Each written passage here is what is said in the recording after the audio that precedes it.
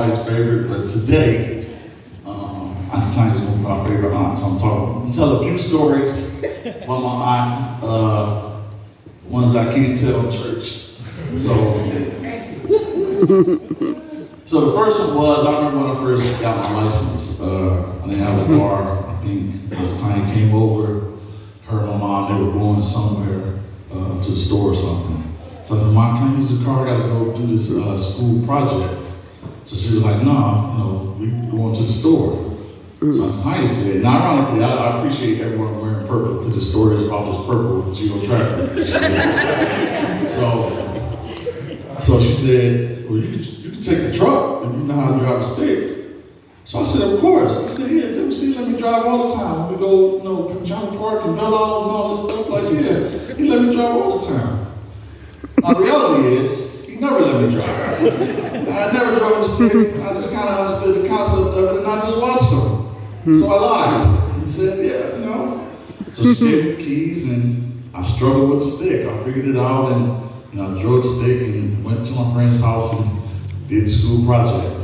So I came back. I was an expert with this tractor. Like I can drive anything. I'm a beast with this tractor. You can't tell me nothing.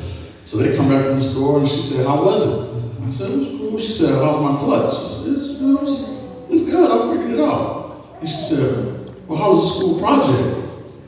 I said, "It was good. I finished it." She said, "Well, what was her name?" I said, "Whoa, wait a minute. She knows. The jig is up."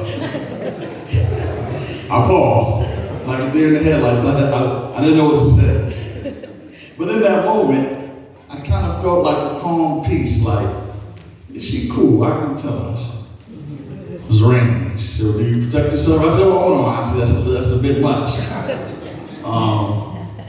But I said, "But yeah." So that's one. That's just talking about us and our relationship.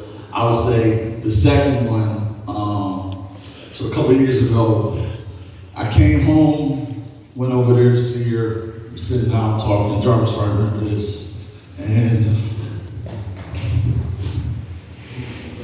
It's all right, Rick. It's all right.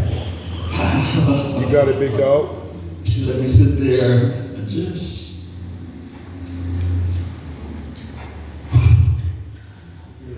probably about 20 minutes. She let me sit there and just cry, nonstop.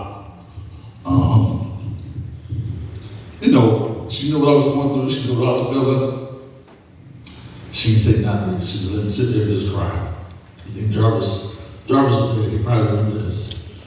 And so after we just kind of sat, talked. We chopped it up, whatever. So we started talking about different investment stuff. Auntie she know I have this strong desire to be rich. A lot of y'all that know that I have a really strong desire to get a whole lot of money. So we started talking about stocks and stuff.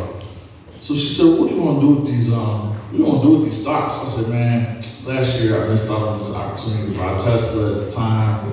We started talking about this stock talk. I said, "This time the stock split, I could have made some money." She said, "What are you looking at now?" I said, "Man, I really want to buy this Amazon stock, but I can't afford it. It's about $1,600 a share." So I was like, probably got half of it, but I don't really have, all of it to buy it. She said, "Well, if you really want it, let's get it. Let's do it together." I'm like, "For real?" She said, "Yeah, come by tomorrow and let's get the stock." So I said, "All right." So I came back the next day before I went home. She gave me about $700 some in cash. I think at the time the stock price was about a little over $1,600.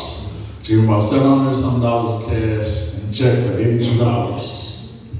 I said, "Auntie, this $700 is good. I got the rest of the money. I'll take care of it." She was like, No. We're doing this together. I want to give you, my full half. I never cashed a check for $82. In fact, I still got it with me. It's in my coat pocket right now today. I kept it in my drawer. I never cashed it. But I did buy the Amazon stock. And I held on to it every year. Every time we talk, we'll kind of update, hey, this is what the stock is doing. And so last year, just before before I get into too much financial talk, last year Amazon stock split. And what that basically means is for every share that you have, it multiplies times whatever the company split the stock price at. And so our one share turned into 20 shares, and the stock price is roughly about $100 a share. And so just fast forward really quickly, that's probably about $1,000 a piece for both of us for a little over a $700 investment. So before I leave Detroit, Jarvis, I would definitely be giving you $1,000 cash from your wife for that Amazon stock. And then lastly, just speaking about our character, again, back to that moment where she just kind of let it out. Last time I was, in this situation, this uncomfortable, familiar territory. Last time was when my father passed. And after that, she called every week. She said she told me that she called all of us.